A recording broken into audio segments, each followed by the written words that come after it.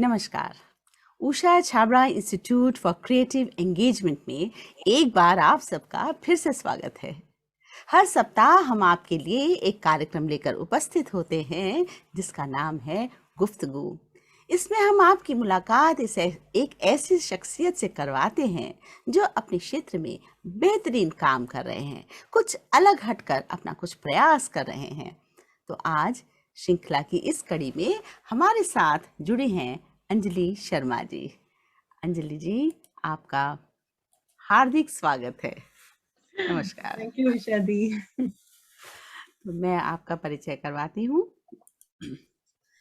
Miss Anjali G. Sharma is a writer and a development sector enthusiast. She leads education initiatives at Charter for Compassion India.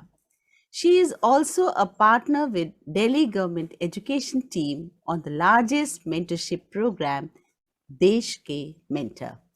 In the past, she has had around 13 years of work experience in the telecom industry and startup ecosystem with exposure to clients and cultures across Asia, Europe, and the Americas.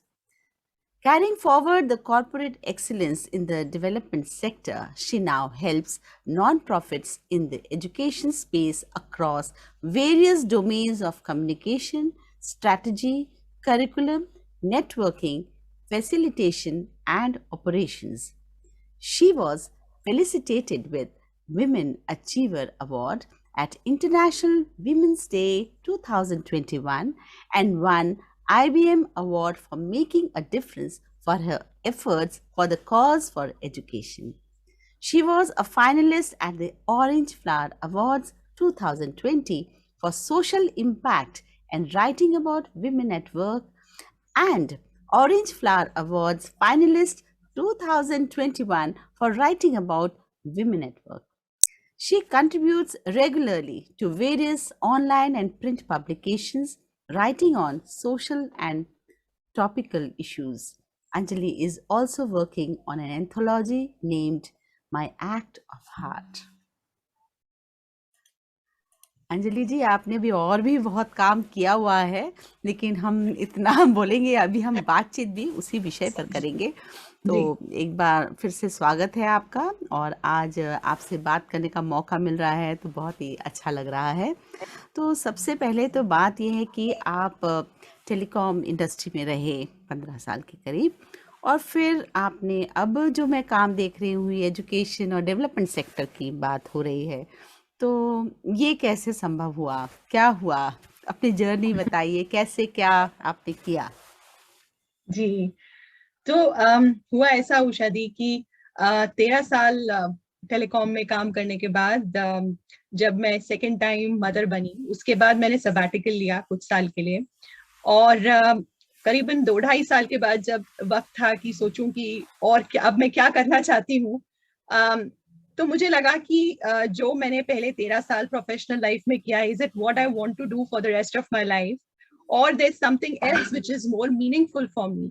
और ऐसा होता है कि जब हम system का part होते हैं ना, we can't take a decision which is bold enough, we are stuck there. अब ये विचार तो बहुत बार मेरा पहले भी आता था while I was there in the corporate sector, because volunteering और सोशल सेक्टर से मैं मेरे ख्याल से बचपन से ही जुड़ी हुई हूँ। When I was like a kid, I used to tutor girls of my house help maths में। कॉलेज में ब्लाइंड स्टूडेंट्स को पढ़ाती थी। उसके बाद जब जॉब भी ज्वाइन किया तो वॉलंटियरिंग करती थी, वीकेंड्स पे डॉक्यूमेंटेशन में हेल्प करती थी। तो ये सब चलता रहा। But when I stepped back from the system that I was in, I realized that I need to think differently now. It's like either I can keep doing this for the rest of my life or I do something which adds more meaning. तो ये सोच थी। और फिर ये भी हुआ कि कुछ ऐसे इंसिडेंट्स हुए, लाइक जब आप मदर बनते हैं तो आपको, एटलीस्ट मेरे साथ ये हुआ, that I started seeing the inequalities more starkly. मतलब शायद जो मुझे पहले नजर आता था, अब वो मुझे दूसरे पर्सपेक्टिव से नजर आने लगा। That I am able to give a lots of things to my children, but उनका क्या जो मुझे ट्रैफिक लाइट पे दिखते थे, उनका क्या जो मुझे मेरे बच्चों के स्कूल के बाहर दिखते थे, और जिनके पास किताब नहीं होती थी या जो पढ़ना चाहते थे and they didn't have resources, so these inequalities started troubling me more. And I would say troubling because actually trouble करना शुरू कर दिया मुझे. And I thought कि नहीं, let me just not go back to the corporate telecom stuff. But so I joined a small grassroots organization in Dwarka, and I took up their youth intervention program. उनका मैंने वो पूरा design किया, and that's how it actually formally started. और साथ साथ I realized that whatever I was experiencing as a mother, as a social a person who was in a social sector, लिखने से मुझे बहुत मजा आने लगा. और मैं ऐसा नहीं है कि मतलब मैंने कुछ सोच के लिखा, बट आई स्टार्टेड राइटिंग और इट रेजोनेटेड विद पीपल. और मुझे लगा कि ये मुझे अच्छा लगता है. It's a cathartic feeling. I really like it when I right and when people read it and कहते हैं कि अच्छा ये पढ़ के बहुत अच्छा लगा या हमें अपने जैसा लगा.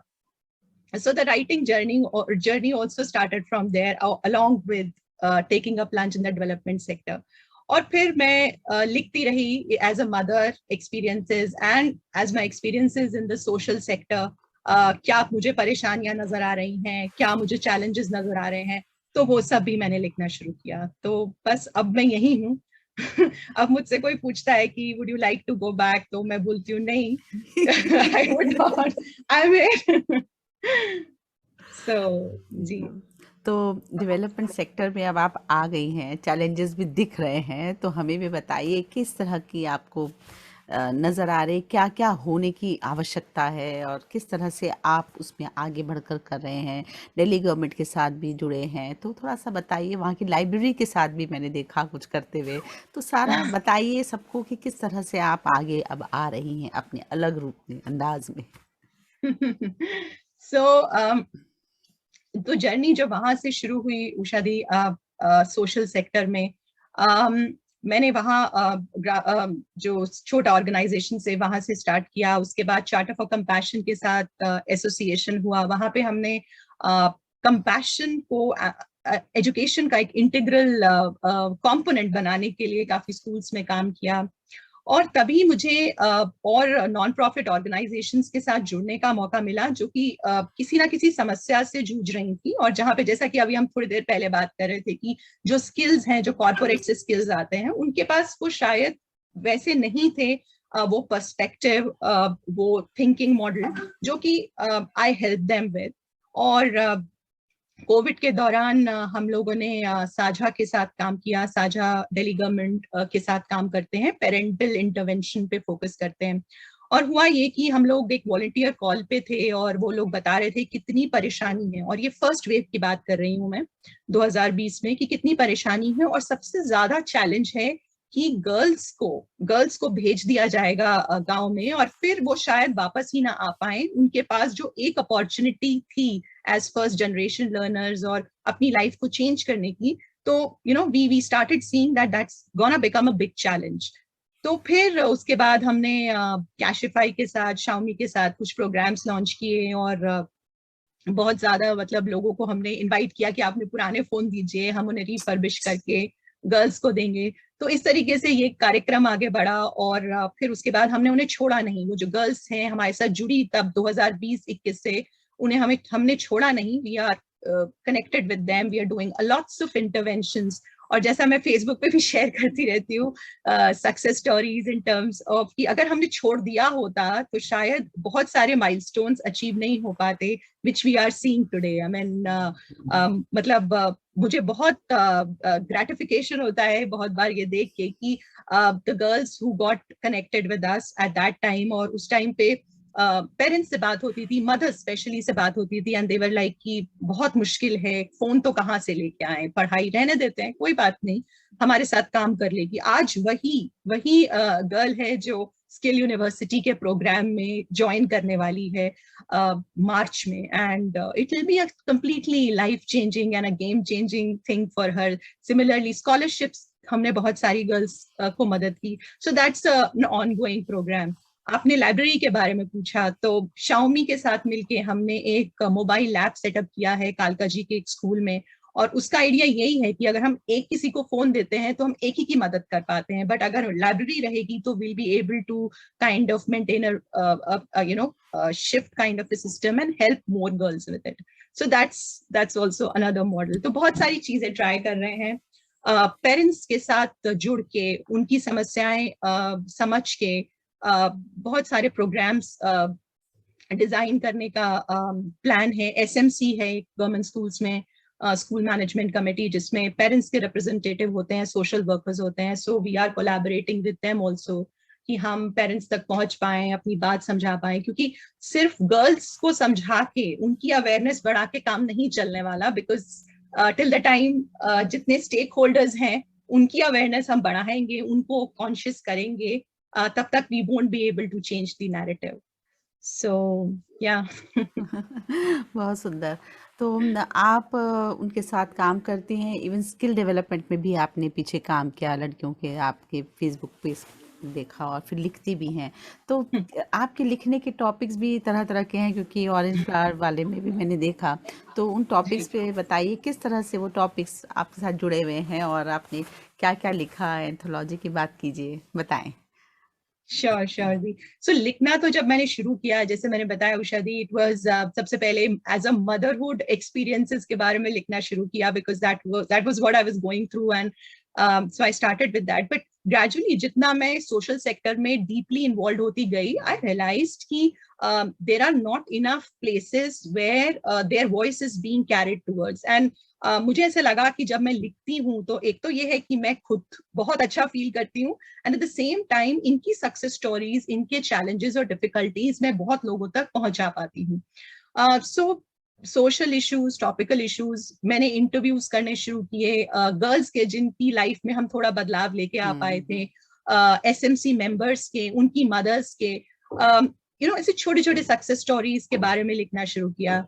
और आपने वही ऑरेंज फ्लावर और वुमेन्स वेब. सो हाँ, मेरा जर्नी वही रहा है कि मैंने ये प्रयास किया है कि मैं द अनटोल्ड स्टोरीज और the voices from the grassroots लेके आ सकूं, because I really feel that there is very less which is being written about them.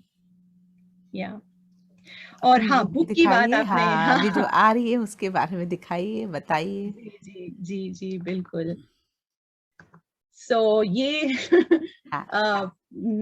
मेरा लेटेस्ट प्रोजेक्ट है, मैं कहूंगी. The third book that is coming by the end of this month. Very happy with what we have done here, in the sense कि ये एक worldwide काम है, in the sense कि voices diverse countries, Pakistan, Australia, USA, of course India के different part से बच्चों ने कंट्रीब्यूट किया है. और नॉट जस्ट दैट, मेरे 3 मेंटीज का काम भी इसमें है. So that way I am very proud of this thing, that I am able to impact lives in this way also, because बहुत बार हमें ये दिखता है कि प्रॉब्लम ये है कि हम कॉन्फिडेंस और एस्पिरेशंस में नहीं ग्रो करा पाते. मतलब एकेडमिक्स तो चल ही रहा है, स्कूल में सब्सिडी मिल रही है, पढ़ाई पूरी हो रही है 12वीं तक, किंतु कॉन्फिडेंस नहीं है बात करने का, अपनी बात समझाने का, रखने का. वो कैसे आएगा? So this is a kind of a platform which will give them confidence कि देखिए हमारी बात इस किताब में छपी है, हमारी इलस्ट्रेशन इस किताब में आई है, और हम सेम प्लेटफॉर्म पे हैं जहाँ पे देश विदेश से बच्चों ने कंट्रीब्यूट किया है. So I think that's another way of impacting lives. So ये तो एम्पावरिंग है बहुत ज़्यादा उनके लिए, क्योंकि उनको लगता है हमारी कौन सुनता है, लेकिन अपनी फोटो छपे या उनके बारे में कुछ लिखा हो तो डेफिनेटली उनकी बूस्ट होती है, इस कॉन्फिडेंस को आप बूस्ट करती हैं. तो मुझे ये बताइए कि ये अराउंड द वर्ल्ड कैसे इकट्ठा किया आपने? सो हुआ ये कि कंपैशन एज अ थीम पे हमें बुक करनी है. तो ये मेरे को और दीपिका, जो मेरी को ऑथर है, पार्टनर है इस प्रोजेक्ट में, हमको ये था कि हम देखते थे कि छोटी छोटी चीजें हैं जो बच्चे हमारे आसपास करते हैं. हमारे बच्चे ही बहुत बार ऐसा काम कर जाते थे, तो जब लगता था कि वाह, ये तो हमें भी समझा गए, या हमें भी कुछ बड़ी बात बता गए. क्योंकि होता क्या है ना उषा दी, कि जैसे जैसे हम बड़े होते हैं, हाँ, हमारी बायसेस, हमारी कंडीशनिंग इतनी मजबूत होती चली जाती है कि हमें अच्छी चीज भी अपने लेंस के थ्रू नजर आती है ना, हमें वो प्योर तरीके से नहीं नजर आती है। बट बच्चों का ये बिल्कुल I would say pristine open. Pure form होता है, ओपन है। कुछ उनको समझ नहीं है दुनियादारी की, या फिर कोई बायस नहीं है उनके दिमाग में। तो जब हमने देखा तो वी थॉट कि अरे ये तो why not take this theme and take it across the world. So मैं चार्टर फॉर कंपैशन के साथ एसोसिएटेड हूँ, तो मैंने उन्हें लिखा and they just spread the idea all across the world. So हमको इंग्लिश में, स्पेनिश में, of course inside I mean across India, Tamil में, हिंदी में हमें स्टोरीज आई, और फिर हमने उन्हें एक जजिंग और सिलेक्शन क्राइटेरिया के थ्रू पास किया, and then we figured out कि अच्छा ये स्टोरीज हैं जो हमें इंक्लूड करनी है। तो इस हिसाब से हमें ये वॉइसेस मिली। नॉन प्रॉफिट्स को हमने अप्रोच किया, उन्होंने जिन बच्चों के साथ वो काम करते हैं उन्होंने उनको रीच आउट किया, एंड दैट्स हाउ बहुत दिस अच्छा। एंथोलॉजी। हाँ, तो इसमें अलग अलग भाषाएं भी हैं या सिर्फ सबको इंग्लिश में ट्रांसलेट कर दिया है? हाँ, this is in English, this is in English, but मतलब एक सपना है कि इसे अगर हम हिंदी में भी ट्रांसलेट कर पाए अच्छा। अक्रॉस लैंग्वेजेस में। सो बिकॉज कहानियां इस मतलब अब जो तमिल हैं उनको अगर मैं शायद अंग्रेजी में समझाऊं, उनको उतना नहीं छुएंगी, उनके वर्नाकुलर लैंग्वेज में वो बात उनको ज्यादा अच्छे से समझ आएगी। तो तो वी थॉट कि इंग्लिश में ही करते हैं, but we can see how we can get it translated, or maybe I mean get it a part of curriculum उन schools में जो resonate करते हैं इस vision पे। ये भी अच्छा रहेगा। तो जितने भी लोग बच्चे इनको पढ़ेंगे तो फिर वो सारे ही मोटिवेट होंगे, क्योंकि ये बिल्कुल। रियल लाइफ स्टोरीज हैं और ये स्ट्रगल्स की स्टोरीज हैं, कैसे उन्होंने उसके ऊपर विजय प्राप्त की और आगे आई। जी जी। बहुत सुंदर। तो अंजलि जी, बहुत ही अच्छा लग रहा है आपसे बातचीत करना। तो आपने बहुत सारी बातें बताई, जॉब छोड़ी और फिर इस फील्ड में आए, लेकिन वो सारे स्किल्स जो हम बात कर रहे थे, वो सारे स्किल्स फिर यहाँ पर भी काम आते हैं। कोई भी जॉब जो हम छोड़ते हैं और नई चीज़ में हम आगे बढ़ते हैं, पिछला कहीं जाता नहीं है, वो आपके साथ रहता है, अलग रूप में रहता है और उसको आप यूटिलाइज करते हैं, राइट? जी तो जी। और साथ में आपका ये जो लिखने का जो काम है, ये ज़रूर आपको आगे लेकर जाएगा, है ना? और थैंक यू, बहुत थैंक अच्छा आप लिख रही यू। हैं और हम भी पढ़ते रहते हैं आपका विमेंस वेब में भी, और जब कहीं छपता है हम अवश्य पढ़ते हैं और हमें अच्छा लगता है। और लोगों को भी, वो काफ़ी लोग उसमें लिखते भी हैं कि हाँ बहुत ही बढ़िया लिखा। तो जी। आप क्या मैसेज देना चाह रहे हैं हमारे ऑडियंस जो देखेंगी या अभी देख रहे हैं, तो क्या आप कहना चाहते हैं उनको? मैं कहना चाहती हूँ कि हम इसको हटा सकते हैं, जी शेयर जी। है ना? हाँ हाँ, जी। बताएं। तो और मैं अपने एक्सपीरियंस से ही कुछ शेयर करना चाहती हूँ कि जैसे मैंने मूव किया, इट वाजंट इजी, क्योंकि बचपन से ही मतलब इंजीनियर, डॉक्टर, कॉर्पोरेट, ये ख्वाब देखे थे, या आसपास अपने फैमिली में भी यही ख्वाब देखे थे मेरे लिए। तो उनको ये देखना कि मैं अब कॉर्पोरेट में एक सीनियर मैनेजर और डायरेक्टर लेवल से छोड़ के ग्रास रूट्स पे काम कर रही हूँ, it hasn't been easy.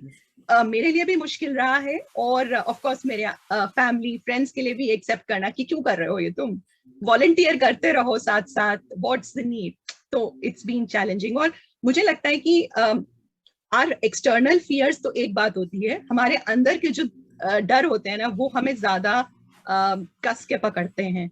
Fear of failure, fear of being judged, कि मेरे को क्या कहा जाएगा। अभी भी बहुत सारे मेरे स्कूल के दोस्त हैं जो कभी मिल जाते हैं फेसबुक पे, और वो कहते हैं अरे तुम तो टॉपर हुआ करती थी, तुम तो हेड गर्ल हुआ करती थी, आजकल ये क्या कर रही हो, समझ नहीं आता हमको। और बिल्कुल मतलब ठीक है, अब मैं वही कहूंगी, सबको नहीं समझ में आता है, but it is a calling which comes to you, and you feel कि नहीं, I have to find that meaning somewhere else. या तो मैं ऑफिस में बैठ के कोड लिख लेती, कोड लिखना बहुत आसान है, कोडिंग करना I would say it's very easy, robotics में काम करना इट्स वेरी इजी। बट आप जब यहाँ पे ग्रास रूट्स पे काम करते हैं, ह्यूमन इमोशंस से काम करते हैं, और जो आपको नजर आ रहा है ना, that's just 10% of the problem. जो उनका 90% है, वो आइसबर्ग जैसे हम कहते हैं, 90% इज इनसाइड द वाटर। वो जो deep rooted conditioning, patriarchy, gender issues और ये सब है, आप वो नहीं देख पा रहे हैं, आप जस्ट बिहेवियर और पैटर्न्स ही देख पा रहे हैं। और फिर वो समझ के उसको एक्सेप्ट करके, और ये भी एक्सेप्ट करके कि आप प्रिविलेज्ड हैं, वहां पे इतनी प्रिविलेजेस नहीं हैं, राइट? तो ये सब it's a very complicated thing. तो फियर ऑफ फेलियर आना बहुत ही स्वाभाविक बात है। Fear of being judged, fear of not being able to perform to your expectations, yeah, your family's expectations, this is very easy. I mean, it's very difficult to get out of it. तो मैं यही कहूंगी कि it is very difficult, but it is not impossible. और ये fears universal हैं, सबके पास होते हैं। आप ये मत सोचिए कि आप ही के पास हैं, ये सबके पास किसी ना किसी रूप में है। So आप just transcend them, just get past of them. Try to see that what actually is your value system. आप क्या चीज आपको मूव करती है। Like मेरे को पर्सनली जब मैं इनइक्वालिटी देखती हूँ तो मुझे बहुत परेशानी होती है। So that's something that I stand for. I stand for equity, opportunities और education में। अगर मैं वो नहीं देखती हूँ तो I get troubled. तो मैं जब मुझे ये समझ में आ गया कि that's what I stand for, then ये fears थोड़े कम हो जाते हैं। I'm able to overcome them.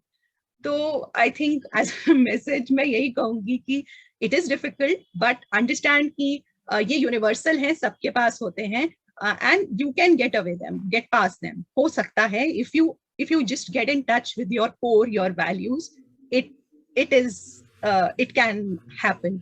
एक कविता है जो कि मैं यूजुअली अपने जब when I feel overwhelmed, I kind of go back to this. So if we have time, I would like to read this. Please go ahead, no problem. Okay. तो poem का नाम है The Way It Is, और ये William Stafford ने लिखी है। There is a thread you follow. It goes among things that change, but it doesn't change. People wonder about what you are doing. You have to explain about that thread. But it is hard for others to see. While you hold it, you can't get lost. Tragedies happen, people get hurt or die, and you suffer and get old. Nothing you do can stop time's unfolding. You don't ever let go of that thread.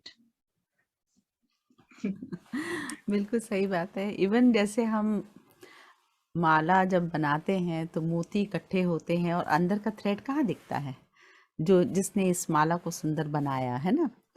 बिना उस माला के तो कोई, बिना उस धागे के जो है मोतियों की माला नहीं बनेगी। तो ये धागे का काम आप कर रहे हैं जो दिखते नहीं हैं, लेकिन हाँ वही है जो मेन चल रहा है उसमें। बहुत सुंदर।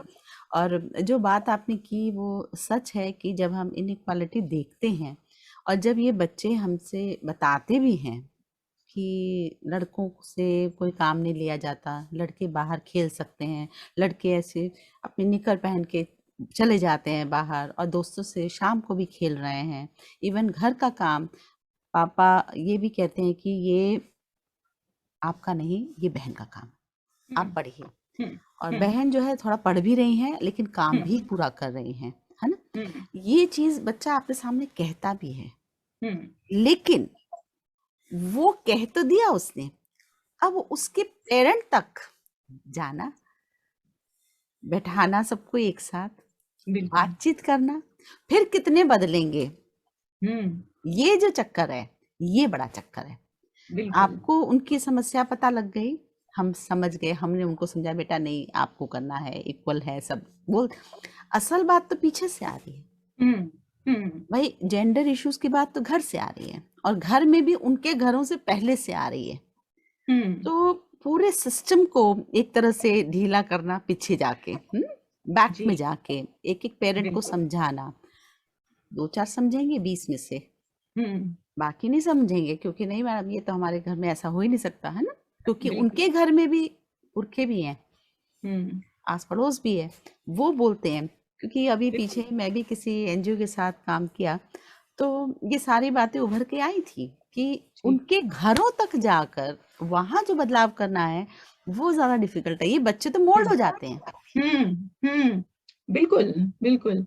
आप बताइए, अगर हमने अवेयरनेस दे दी गर्ल्स को करियर्स के बारे में, बट उन्होंने हमें आके बोला कि मैम 10 किलोमीटर 12 किलोमीटर ट्रैवल करना पड़ेगा, हाँ फ्लिपकार्ट में हम इंटर्नशिप लगवा रहे हैं, हमें 12 किलोमीटर जाना पड़ेगा, वो तो हमें अलाउ ही नहीं करेंगे। अब बताइए, आप उनके लिए आप उनको एम्पावर कर सकते हैं नॉलेज से, अपॉर्चुनिटीज से, बट जब तक आपने उनके पेरेंट्स का माइंडसेट चेंज नहीं किया तो मतलब वही मैं प्रॉब्लम हाँ के क्योंकि मल्टीपल डायमेंशंस हैं, आप नहीं कर पाएंगे हाँ ज्यादा क्योंकि अभी कुछ। पीछे हुआ है मेरे साथ, मैंने जब ये किया तो समझ आ रही थी कि पेरेंट्स तक ज़्यादा जाना ज़रूरी है, क्योंकि हम्म वहाँ से ही सारा बदलता है। तो हम्म वो बार बार उनको लाना, इक्विप करना, उनसे बातें करना, ताकि धीरे धीरे उनके ऊपर ये असर हो, फिर वो धीरे धीरे छोड़ेंगे। इतनी जल्दी एक, क्योंकि हम बच्चों के कान में तो भैया बराबरी है, कल से बोलना कि नहीं भैया, वो लड़ाई हो जाएगी घर में ऐसा भी होता है कि नहीं हमें तो ये बोला गया है, हम सब बराबर हैं।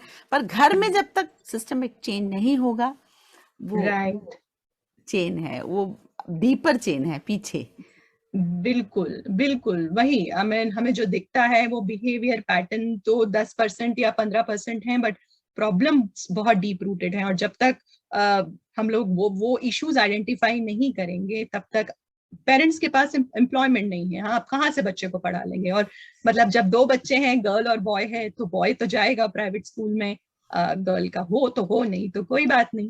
इवन डोमेस्टिक वायलेंस की भी बात जहाँ तक आती है, हम्म उसमें भी काफ़ी ये सब डीप रूटेड मामला है। कई लोगों का कोविड में जॉब नहीं रही। वायलेंस जब होता है घर में इस तरह से, तो समझ नहीं आता कि आफ्टर ऑल इसको पकड़ा कैसे जाए। वो अपनी बिल्कुल समस्या रख देंगे कि हम क्या करें। बिल्कुल बिल्कुल। और अरे वो ऐसा कहती हैं हुआ पैसे है। दो, वो कहती हैं पैसे दो, घर चलाना है, वो कहते हैं पैसे कहाँ से लाऊं, और फिर या उसी में लड़ाई झगड़ा हो जाता। तो ये ना जो दिखते हैं वो अंदर अंदर अंदर बहुत कॉम्प्लेक्स इश्यूज हैं। उनका बिल्कुल एम्पावर होना भी उतना ही जरूरी, उनका उनकी रोजगार भी होना उतना ही जरूरी है पेरेंट्स की, जितने की बच्चे का। बच्चे का। और ये बिल्कुल आपने जैसे बताया, कोविड के दौरान मेरी मेंटीज हैं उषा दी, और मुझे फोन करके बोलती हैं कि मैम हमें हमें कहीं बाहर की यूनिवर्सिटी में एडमिशन दिला दीजिए। क्यों हम्म, क्यों दिला दें? क्योंकि यहाँ हम रहे तो हम कुछ नहीं कर पाएंगे, क्योंकि पापा मम्मी लड़ते हैं, मम्मी और ब्रदर्स में लड़ाई होती है। यहाँ हर कोई हर दिन कुछ ना कुछ लेके समस्या लड़ता है। और क्यों? क्योंकि पिताजी के पास नौकरी नहीं है, माँ के वेतन पे घर चलता है। तो आई मीन मल्टीपल वही मैं कह रही हूँ कॉम्प्लिकेशंस हाँ। हैं। तो आपने जो बीड़ा उठाया हुआ है धागा बनने का जोड़ने का, है ना, मजबूती का, होगा, धीरे धीरे होगा, है ना। हिम्मत नहीं हारनी, सब साथ हैं, मिलजुल कर काम करेंगे सब, जितना हो सकता है, जितनी सबसे सहायता मिलेगी, सब जो समझते हैं आपको वो ज़रूर आगे आएंगे और ये काम होगा। तो हिम्मत बनाए रखें, आगे बढ़ते रहिए, और एक दिन आपके घर वाले ही और ज़्यादा आप पर नाज करेंगे कि आप क्या जो अभी प्रश्न पूछते हैं, बाद में अपने आप बोलेंगे यार अंजलि तुमने तो सही टाइम पे सोच लिया, तुमने सही किया क्योंकि मुझे लगता है जो एज में आप हैं इस समय, जो आप कर सकते हैं ना, जो आप 20 सालों बाद करोगे तो वो आप उस वेलोसिटी के साथ शायद नहीं कर पाओ जो अभी आप कर सकते हो, जो एनर्जी के साथ। तो जितनी जल्दी आप कूदे हैं इसमें, बहुत बढ़िया किया है मेरी तरफ से, तो यही मैं कहना चाहूंगी। और भविष्य आपका और सुंदर हो, बढ़िया आप थैंक हो, यू आप अग्रसर होइए अपने पथ पर, यही कामना करते हुए बहुत बहुत धन्यवाद। आप यहाँ आई, बहुत अच्छा लगा, अच्छी बातचीत हुई। सो मच थैंक यू जी। So much. Thank you ji.